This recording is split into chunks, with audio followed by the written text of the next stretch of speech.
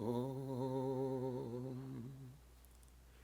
Bhadram Karane Shrunuyama Devaha Bhadram Pashye Makshapirya Jatra Sthirairangai Stushtruvagam Sastanupi Vyashemate Vahitam Yadayu Om Shanti Shanti Shanti.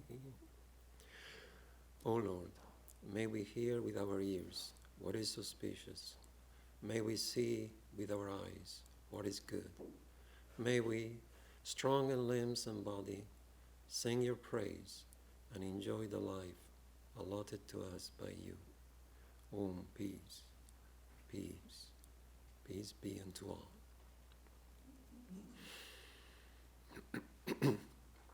Our subject today is sorting out our priorities.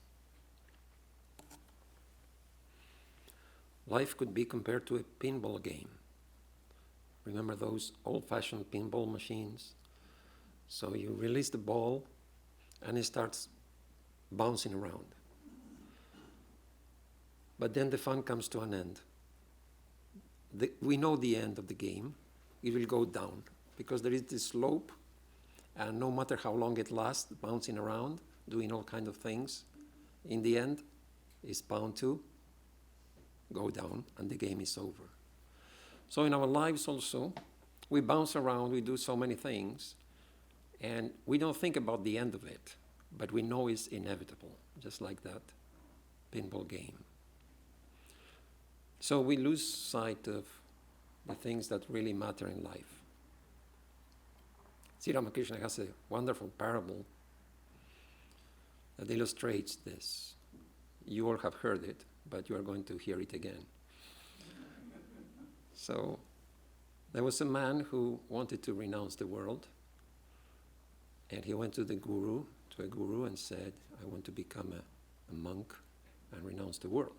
He said, okay, let's go to the forest. So they went to the forest, and he said, build a hut here and devote your life to meditation and prayer. So the man did so, and daily he was doing his meditation and prayer. Everything was going well. He had a routine. He would bathe in the river and then go to beg for alms in the village and come back and sit for meditation.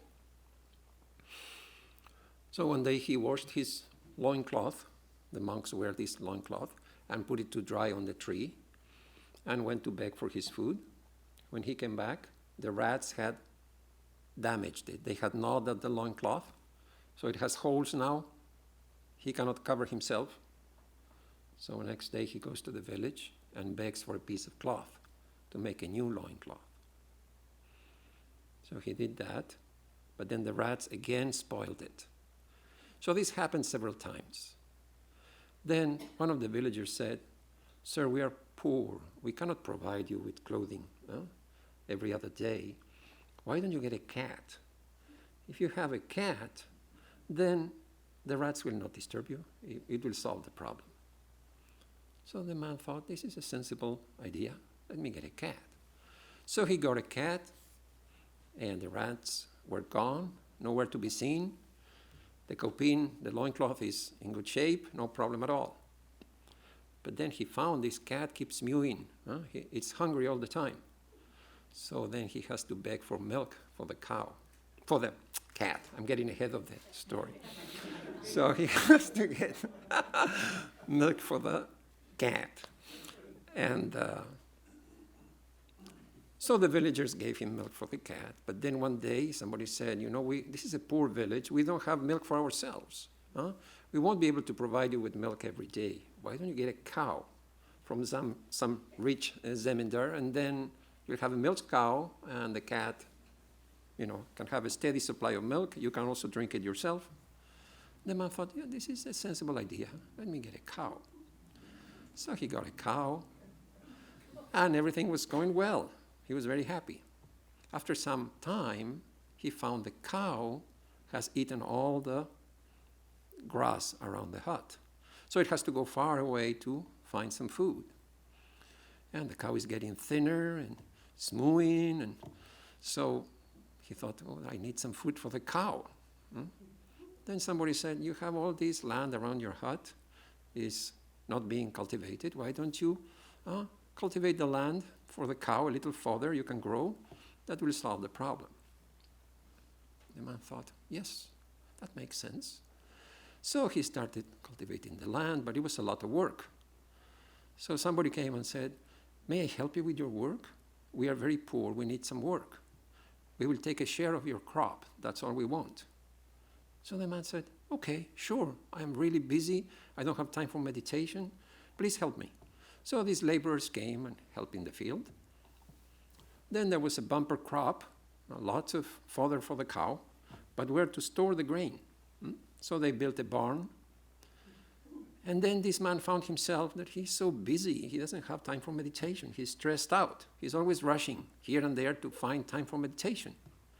Somebody said, why are you all stressed out about this? Just get married. Your wife will take care of your household, and you can be free to meditate. The man said, yeah, really, why am I taking care of all this? If I have a wife, she will be in charge, and I can be free. So he got married. Then the guru thought, let me check on him how things are going. So after a long time, the guru comes and goes to the forest, and he finds fields and cows and a lot of work going on. So he asked somebody, there was an ascetic here living in a hut. Do you know where he went? And they told him, oh, he's in the house, just go in, he's there. So he goes inside and finds him and his wife, they're chatting, discussing the business. And the guru says, what happened to you? Then the man bows down to him and says, it's all because of a loincloth. So that's the story of our lives. We start our lives are very simple and carefree, but then imperceptibly it becomes more and more complicated. Like when you are young, most of young people, what they feel is, if I'm okay, everything is all right. It's like, teenagers, they are very self-centered. Kids are very self-centered. If I'm okay, everything is fine. Then you grow up, you get married, and you start thinking, well, if I and my partner are okay, everything is fine. Then you have kids. You say, if I and my partner and the kids are okay, I'm fine. Then your parents need some help. They're getting older. So you say, if I, my partner, my kids, my parents are okay. Then you add to that the mortgage, the job insecurity, health issues. Life becomes so complicated. It started that if I'm okay, everything is fine. And it ends up that so many things have to be okay for me to be fine. So this is how we lose track of what really matters in life. This is a beautiful parable from Sri Ramakrishna. So it's easy to get confused about what really matters in life. So we need some priorities. And our priorities, we find that they change according to what's going on in our lives. Suppose if I ask you on any given day, is your health a priority? You may say no. But if you happen to be sick, then yes, it's my priority to get healthy again. If I ask you on any average day, is it a priority to drive a car? You say, no, why would it be? But if that day your car broke down, you'll say, yeah, it's a top priority. I have to get my car fixed. So these priorities change all the time. But then we also have goals. We have goals that we want to achieve. And these priorities, if we are careful about them, they will help us achieve our goals. They give the right direction. I remember long ago, there was a young man who didn't have a job, didn't want to study. So his parents, they used to come to the society. They were worried about him. What is he going to do? How can we help him? Well, they didn't know what to do. So one day he comes and says to me, Swami, now I know what I want to be. I said, oh, that's wonderful. What do you want to be? I want to be a millionaire. I said, okay. And then I found there is no plan. There is no idea. It's just, I want to be a millionaire. Like from the sky, the money will fall. So goals need priorities. Otherwise, we cannot achieve them. They just remain goals that never happen.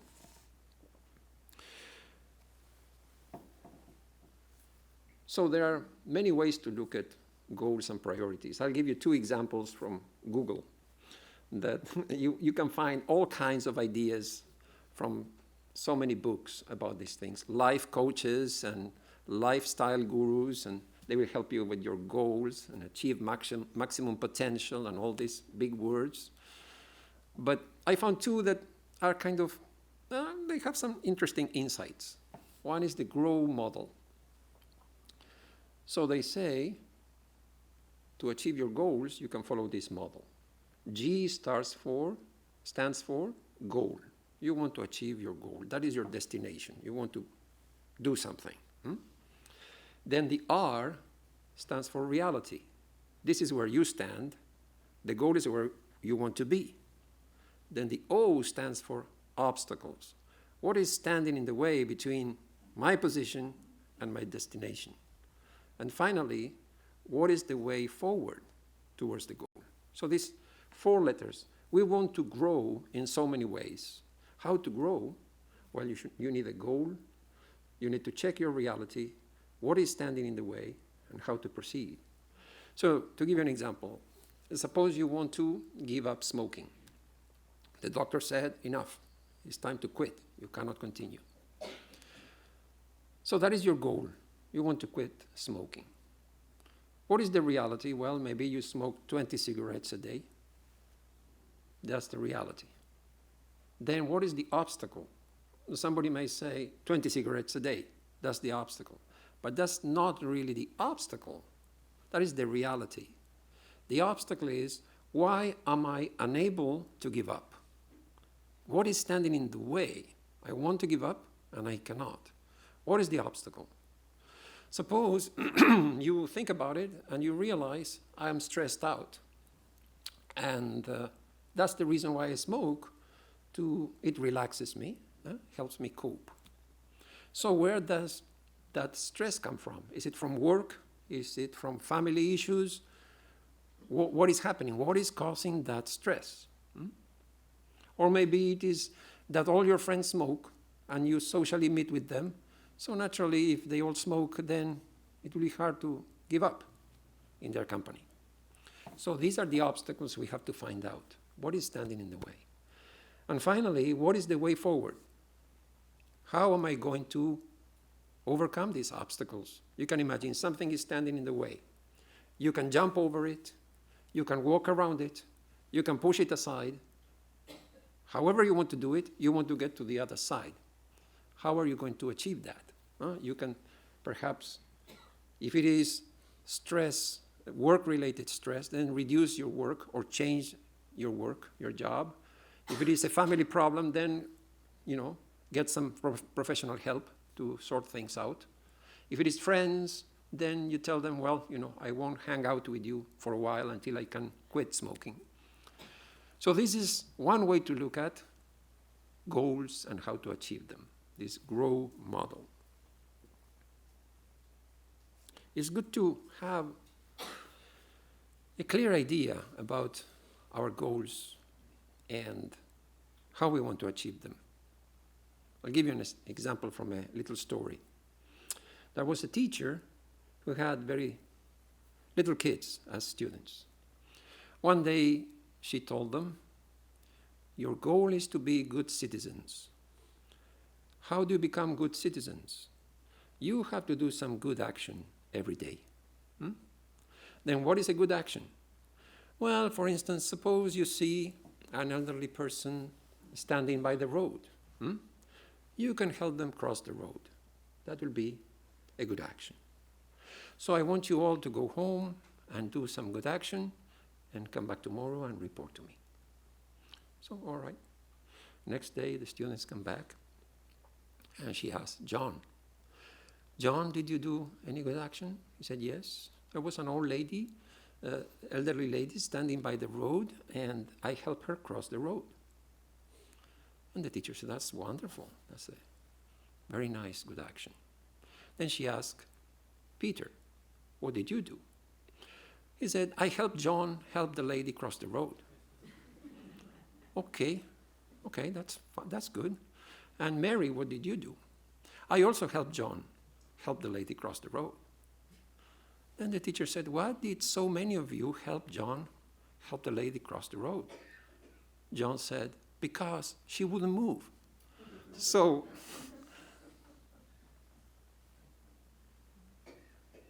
what is our goal and how we want to achieve it, we have to be clear about it. Maybe the lady didn't want to cross the road, obviously.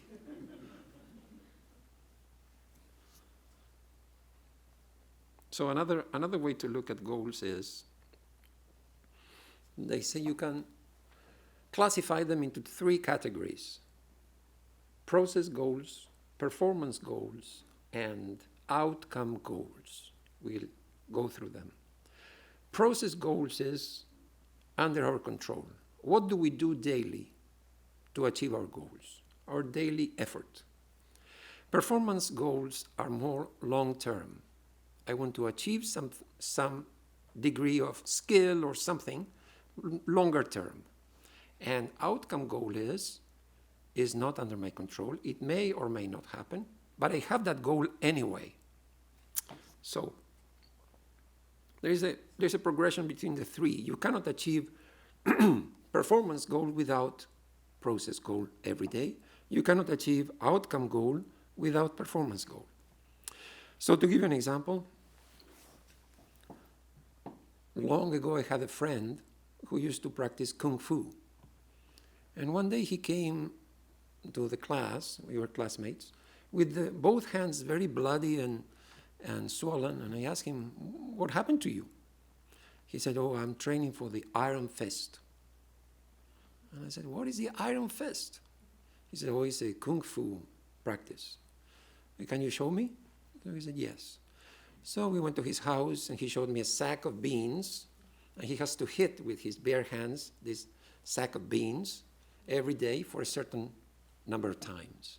And as the moon waxes, he has to increase. On the full moon day, he has to hit it many times.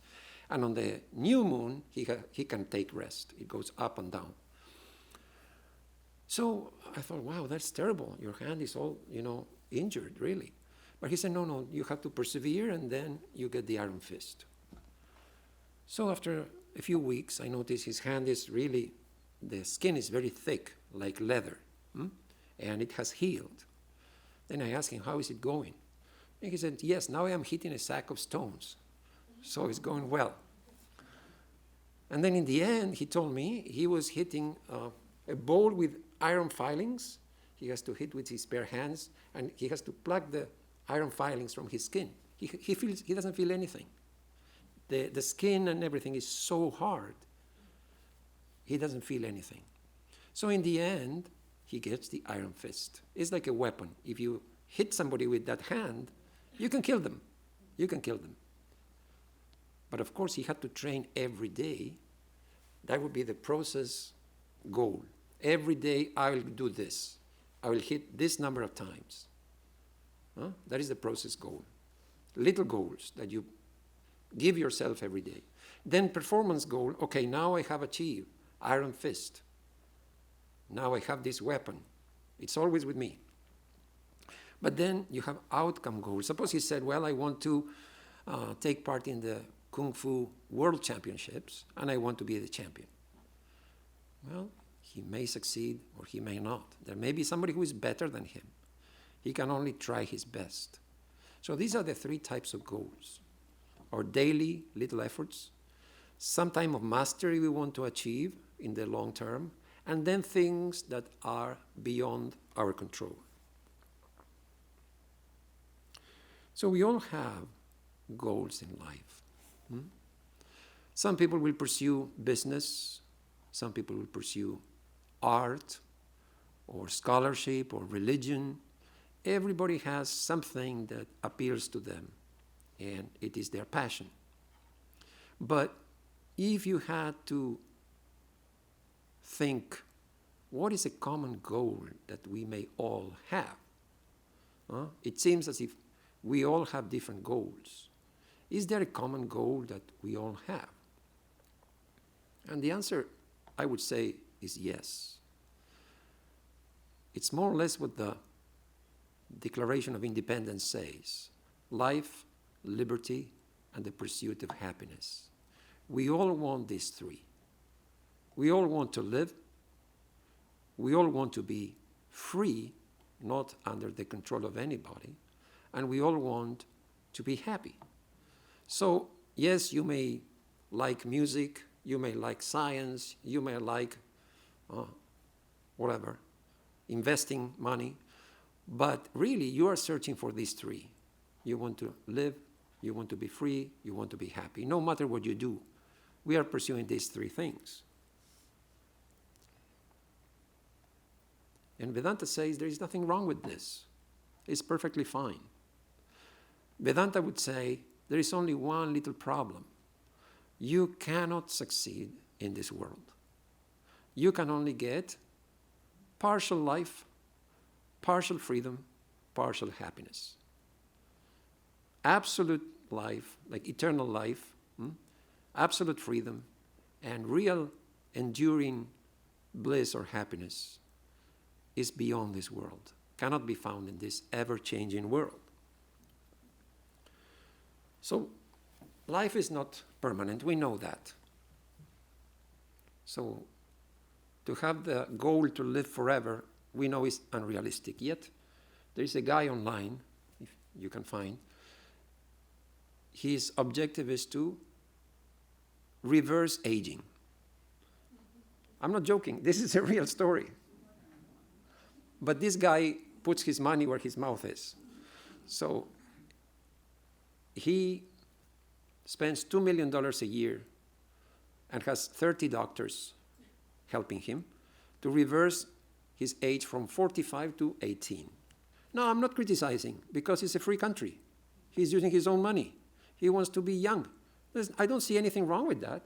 I'm skeptical, that's all, that he will succeed. But in Vedanta we don't criticize. Everybody's free. But it's a lost battle. You cannot reverse aging. You can try, you can slow it down, but this life is limited, and we know that. Then freedom. Yes, this is a free country. This is probably the most free country in the world. Everybody loves freedom in America. But then again, are we really free? Suppose you want to go 100 miles an hour over 60. Then the cop will say, here is your ticket. Then you say, no, but I'm free, I don't care. So next week again, you're caught, another ticket. Then eventually, if you continue with your freedom to drive at 100 miles, you will go to jail. Now, you lose your freedom to drive and your freedom completely, and you are in jail. So if you want to avoid losing your freedom completely and going to jail, you have to abide by the rules that says not over 60 or 70, whatever the maximum is. So are we really free? No, we are not. We are just abiding by the rules of society, and within that framework, yes, we are free, but not in the absolute sense. We are always compromising our freedom.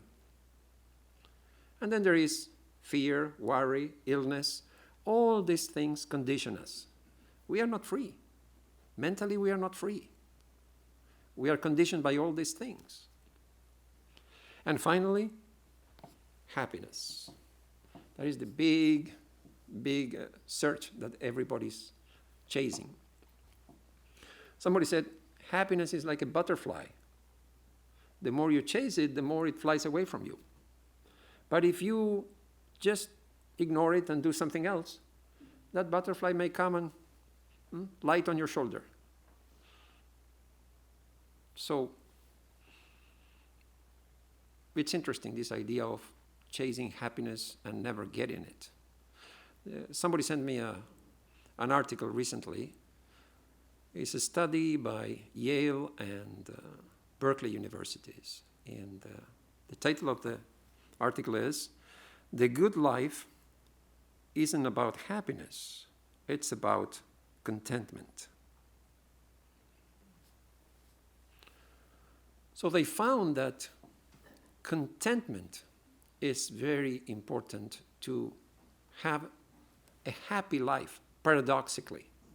And they found that these two are different in several aspects. The first one is contentment is lower in excitement. When you're happy, you're very excited. When you're content, you are subdued. Huh? What do people say to their friends? Be happy. But if they say, be content, what's wrong? It's like something's wrong, be content, put up with it. So we don't say be content as a good wish, we say be happy. So contentment, there is less excitement. It's more neutral in emotion. Like happiness is very positive. Somebody says, are you happy? Yes, I'm very happy. But if you say, I'm content, so what's wrong with you? So happiness, this is a more neutral emotion, not so positive as happiness. Is lower in acquisition orientation. This is an important point. When we want to be happy, the tendency is, when this happens, I'll be happy. Acquisition orientation. When my kids come to visit me, I'll be happy. When I get over this illness, I'll be happy. When I go on holidays, I'll be happy. Huh? When my headache is gone, I'll be happy. So you want to get something or some situation to be happy. Well, you don't say, I'll be content when I go on holidays.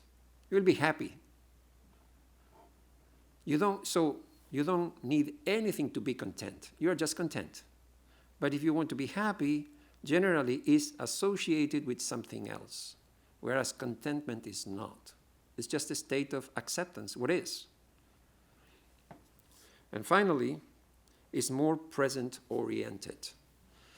You can be content now, not tomorrow, not a year from now, I'll be content. You may be happy a year from now, but now you are content. And happiness is not present-oriented. Generally, happiness is, oh, I'll be so happy. It's short-lived. Contentment, you can keep it up as long as you want. You can be content as long as you want. So I think it's an interesting idea. So their conclusion is, the good life may not be exclusively about the pursuit of intense joy, but could also involve moments of calm contentment and acceptance of all that life brings. So I just gave you a couple of sentences from that article. To me, the conclusion would be, we all want to be happy. There is nothing wrong with that. It is inbuilt in us. Sometimes we get what we want and we are happy, whatever it is. I want to have good meditation.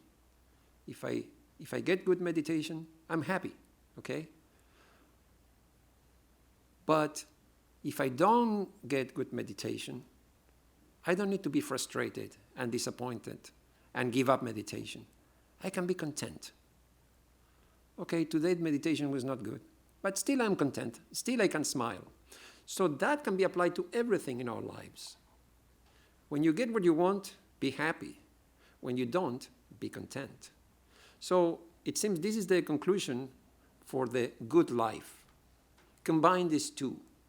Don't be obsessed over happiness, because unhappiness is bound to come. You can't help it. It's just the way the universe is built up. So when you cannot avoid unhappiness, then at that time be content. Accept what is. Then you can never go wrong. Either you are happy or you are content. I think that is why spiritual people are normally cheerful, because it's not because they are always happy. it's because they are always content. They accept what is. Whatever comes is from God, and whatever comes to me is for my improvement. So I'm content. Sometimes things go well, sometimes things don't go well. But it doesn't bother me. Life goes on. I am content. So this was about why we came to this point. We were telling that what seems to be the underlying goal of everybody is life, liberty, and the pursuit of happiness. And from that, we are seeing that pursuit of happiness is not very realistic. You have to also have the broadness to accept unhappiness and still be okay with it. Then you can be content, and that's a very good combination.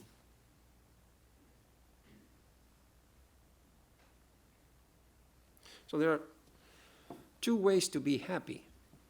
One way is, let me see how many things I can have, and the more I have, the happier I will be.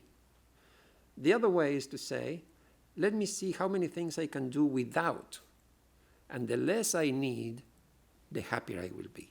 That's the philosopher's kind of point of view. We should combine both. In our society, the stress is on acquisition. Let me see how much I can have, and the more I have, the happier I will be. But really, there is wisdom in saying, sometimes happiness lies in letting go. The less I need, the happier I can be. Why? Because I don't need it to be happy. So Socrates said that the richest person is those who are contented with the least.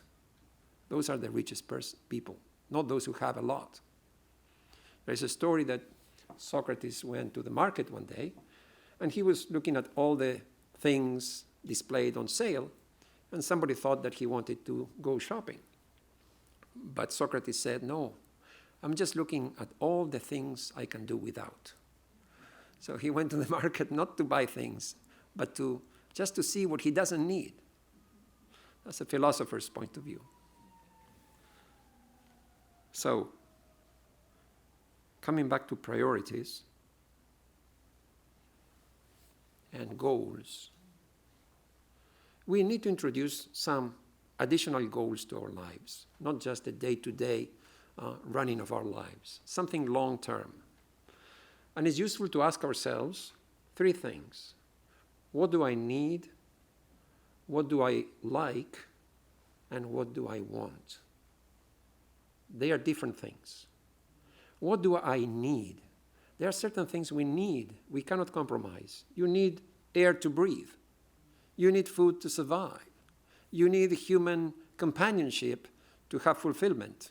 You don't want to be isolated from everybody. So all these are human needs.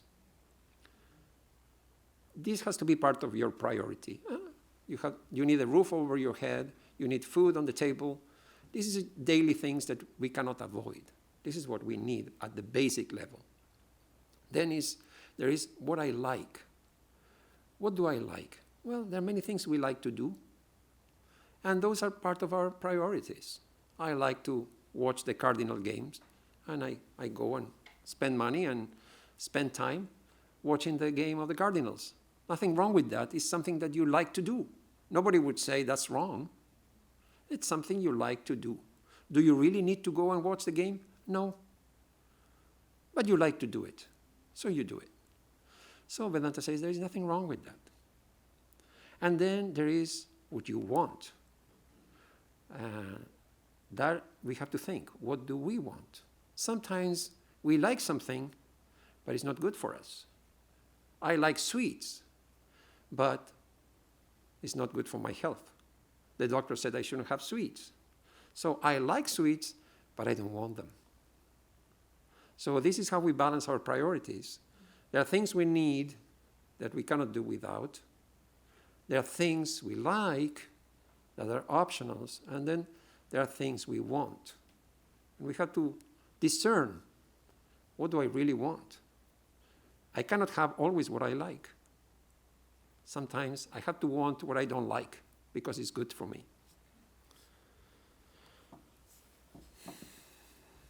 So let's look at it from the Vedanta point of view, Vedanta goals and Vedanta priorities. First of all, we don't need to give up anything. That's the good news. Whatever priorities you have in your life, they continue. But you add something else. So you don't lose, you only gain. So what do you add? First, we said outcome goals. We don't know whether it will happen in this life or after 20 lives, but it is our goal. What is it? We want union with God. We want to be free. So that would be a very high goal that we don't know when it will happen, but it is our goal. We want to achieve it. So that is the outcome goal. Then you have the performance goal or intermediate goal. That would be, okay, I want to attain union with God. For that, I need to become spiritual. Because if you are not spiritual, you cannot have union with the Spirit. So I need to become a sadhaka. I need to become a spiritual practitioner, not a seeker. A spiritual seeker perhaps doesn't know what they want. A sadhaka, a spiritual practitioner, knows what they want, they know how they want to achieve it, and they are working actively to achieve it. That is a sadhaka. The searching phase is over. You found what you want, and you put in the work. A sadhaka is somebody who likes to do spiritual practice without anybody pushing them or forcing them or cajoling them. They have convinced themselves this is good for me. Not only that, I even enjoy it.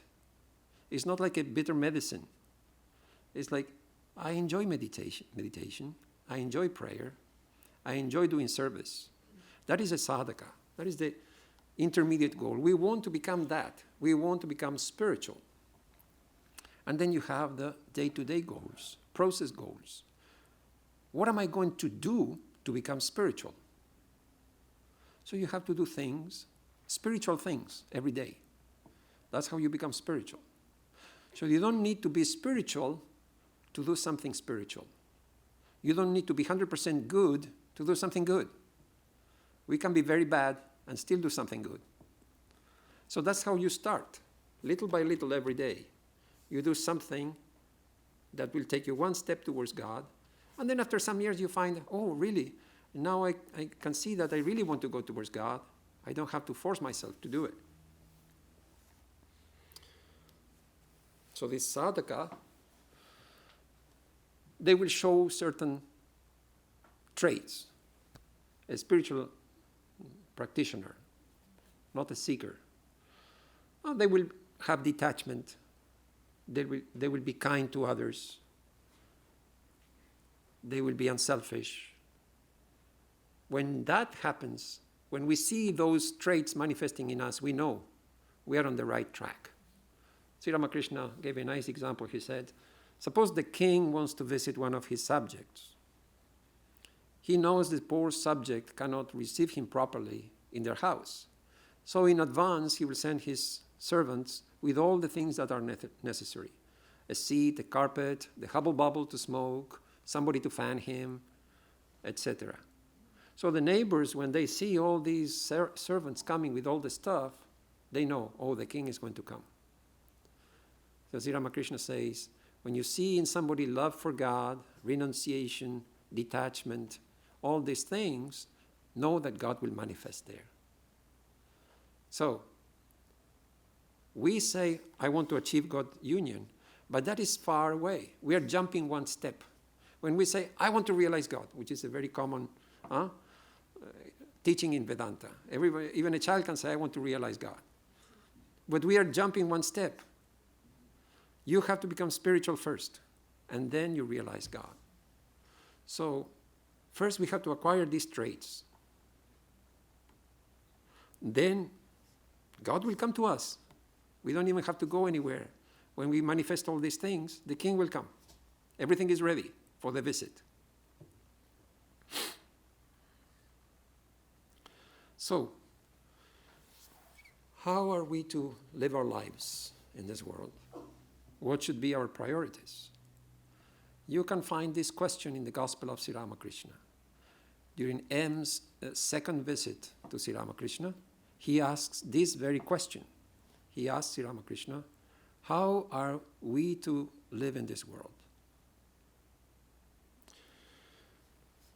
Sri Ramakrishna replies, do all your duties, but keep your mind on God. Live with all, with wife and children, father and mother, and serve them. Treat them as if they were very dear to you, but know in your heart of hearts that they do not belong to you. So that's Sri Ramakrishna's reply to the question, how are we to live in this world?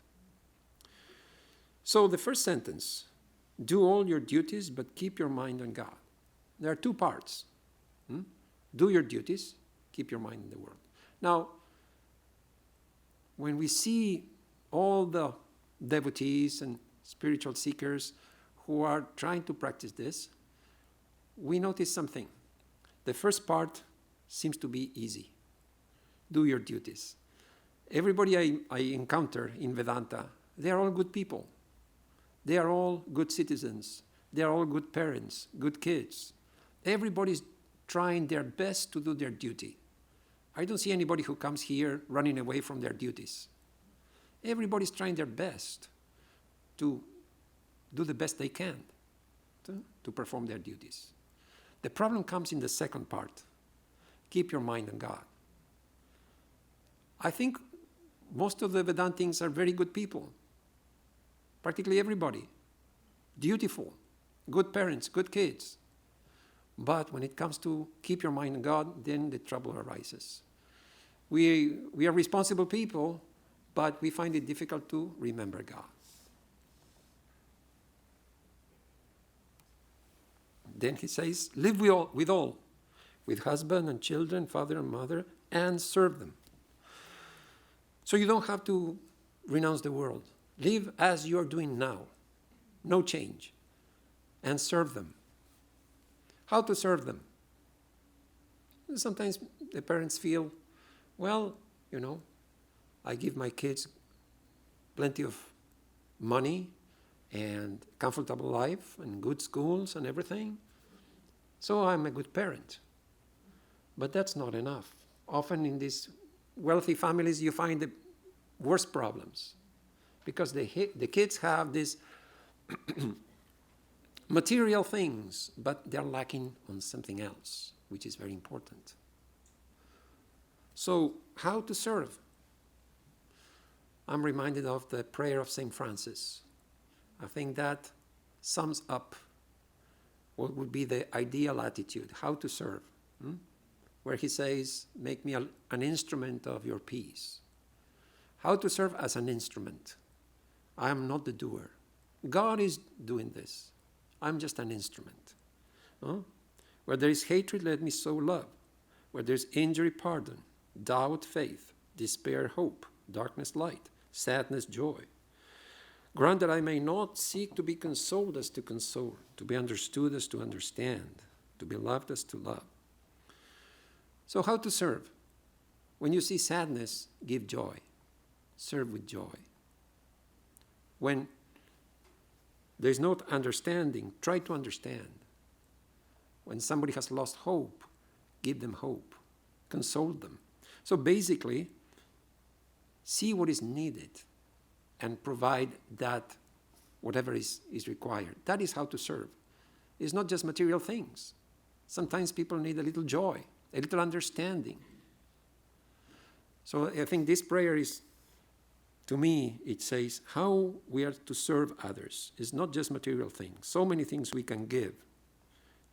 In fact, here, when you look at all the things that St. Francis mentions, there is nothing material.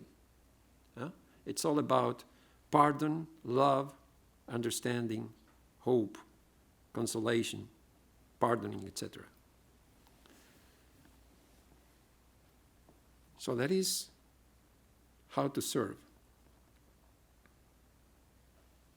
Then Sri Ramakrishna says something that may sound a little strange.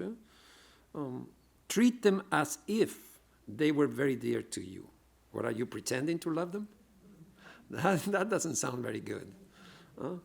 But know in your heart of hearts that they do not belong to you. Of course we will love our relatives. Of course. That goes without saying. But the trick is not to be attached. Can we love without possessing?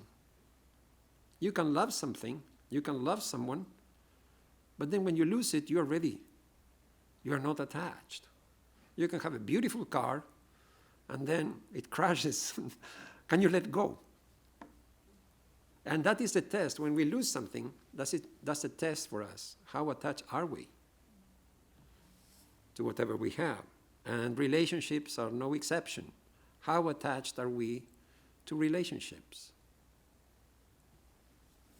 So when he says, treat them as if they were very dear, what it means is love them, but don't be attached to them.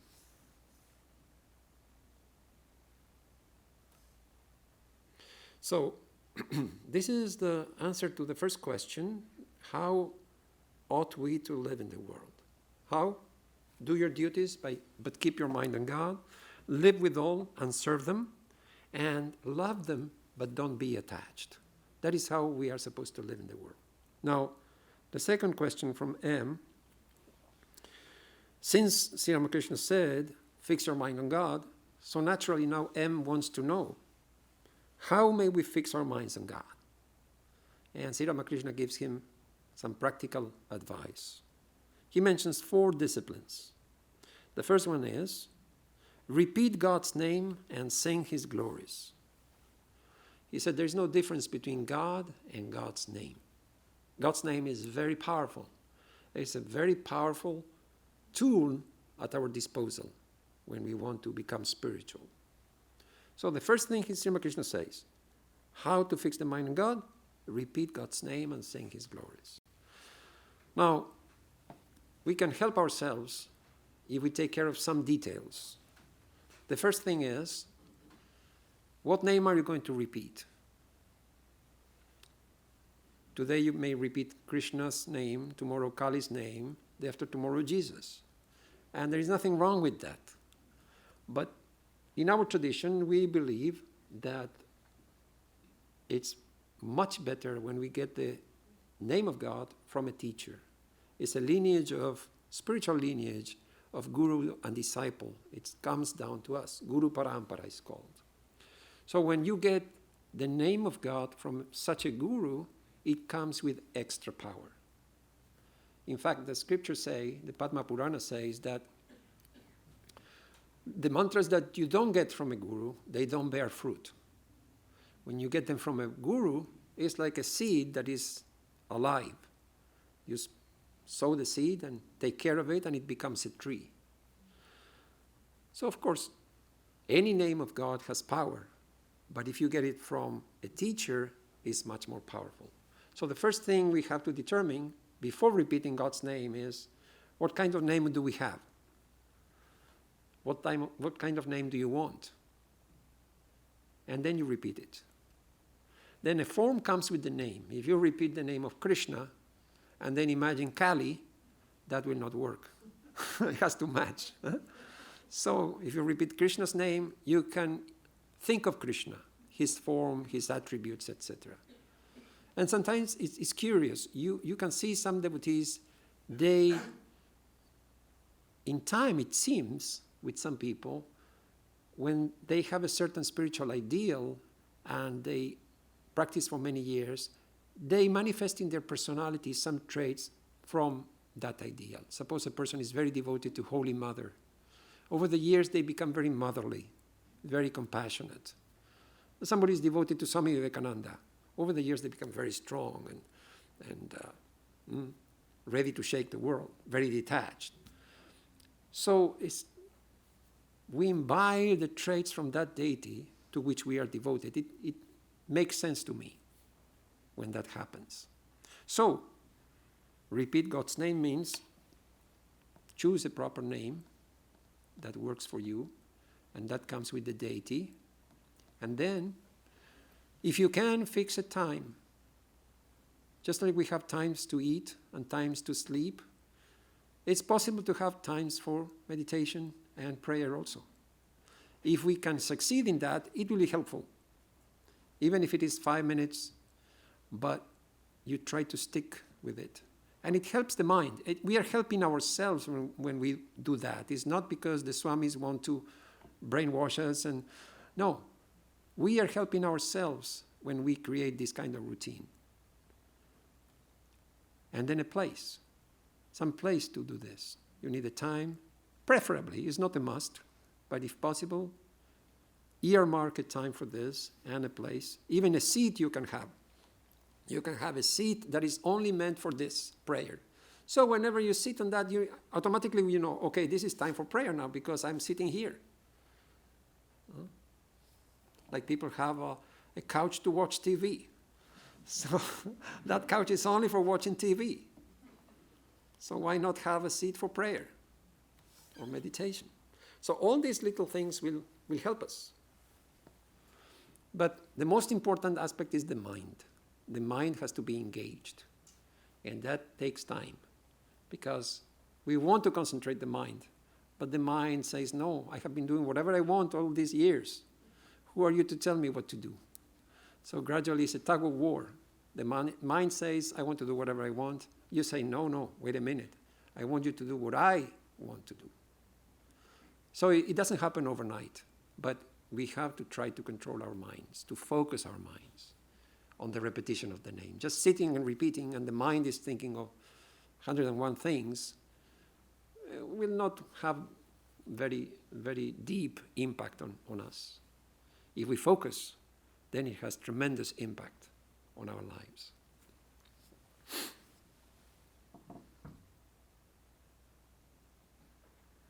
The second thing Sri Ramakrishna mentions that will help us fix our mind on God is keep holy company, and now and then visit God's devotees and holy people. So what is holy company? If after holy company he says, and visit devotees and holy people, as if they are different things. Well, holy company can be anything. You can be reading a book, and that is your holy company. You can be watching something on the internet, some spiritual talk, that is holy company. You can even be in contact with nature. When you are in the presence of nature without any disturbances, there's like a spiritual connection there. It has an uplifting effect on us.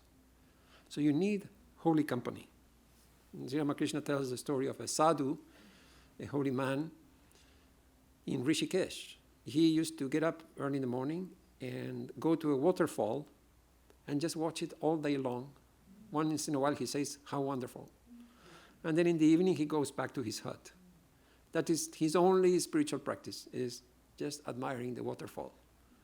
So even in nature you can find holiness. So this will help us, holy company, and of course visiting holy people.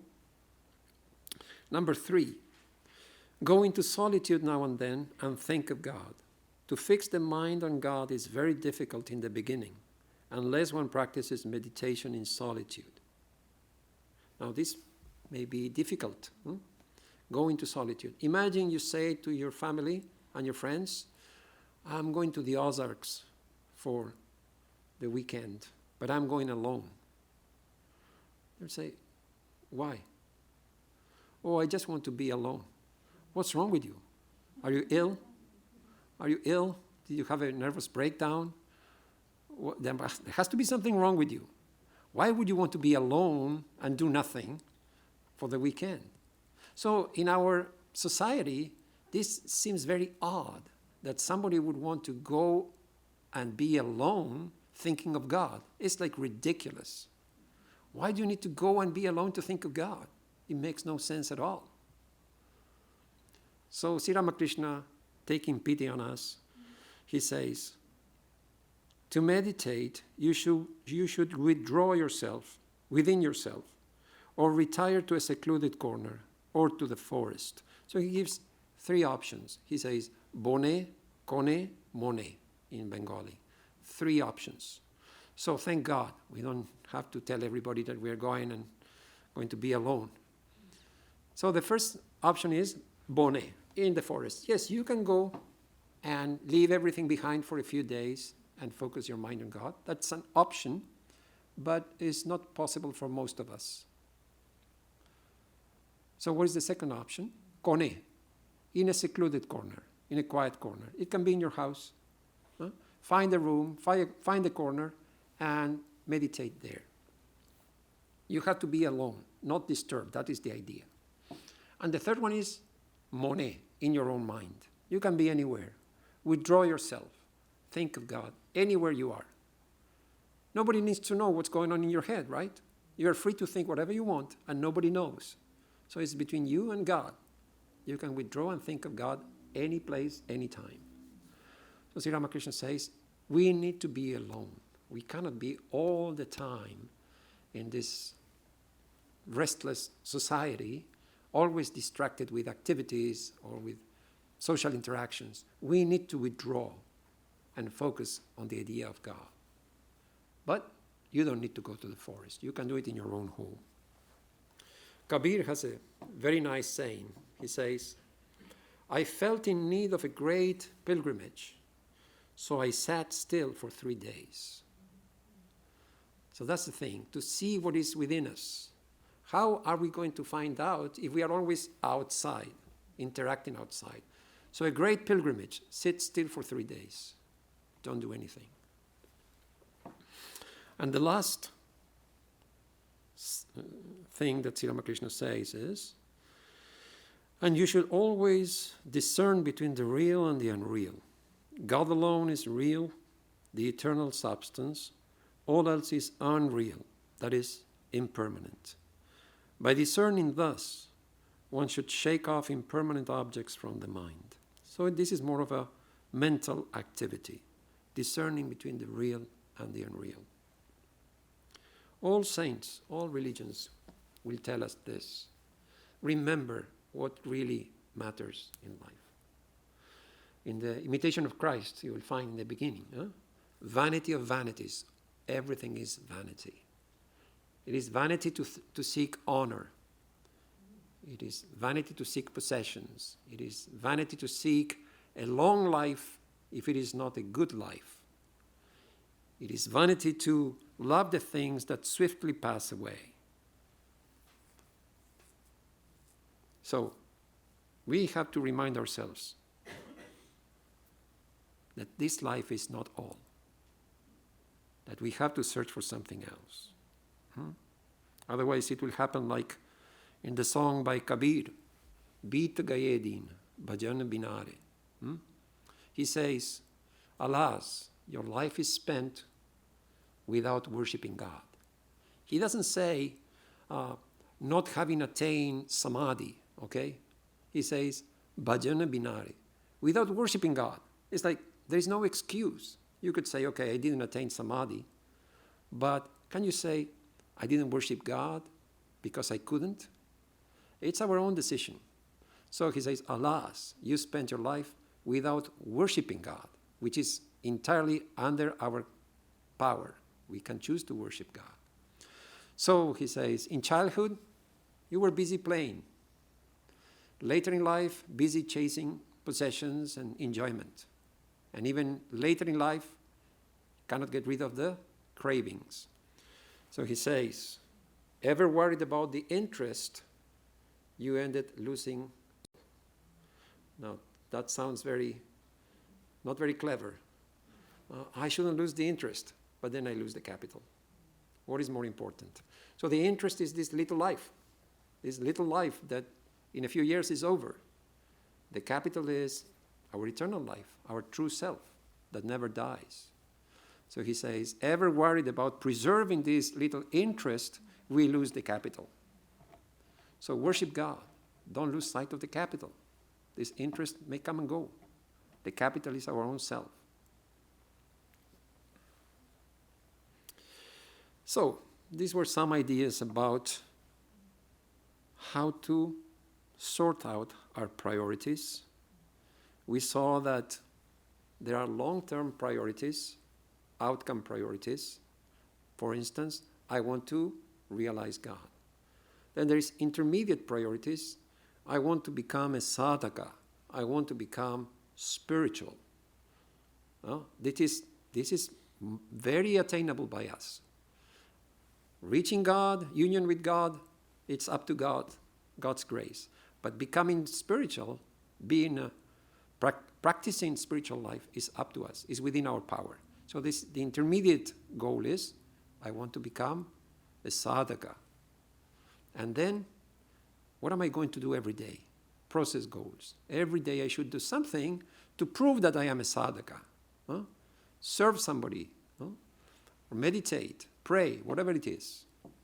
So these are the 3 types of goals, and our daily priorities will determine whether we achieve them or not. So nobody's going to tell you, this is the priority, this should be your priority in life. Vedanta says no. Let everybody decide for themselves. There is no straitjacket that everybody should do this or that. Vedanta only gives suggestions. So it's up to us to find the things we want to do, the things we want to prioritize to achieve these goals in our lives.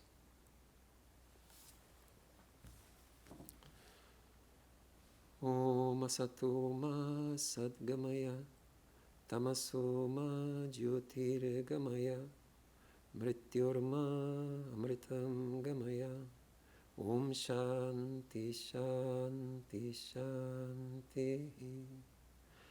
Lead us from the unreal to the real. Lead us from darkness to light. Lead us from death to immortality. Peace, peace, peace be unto all.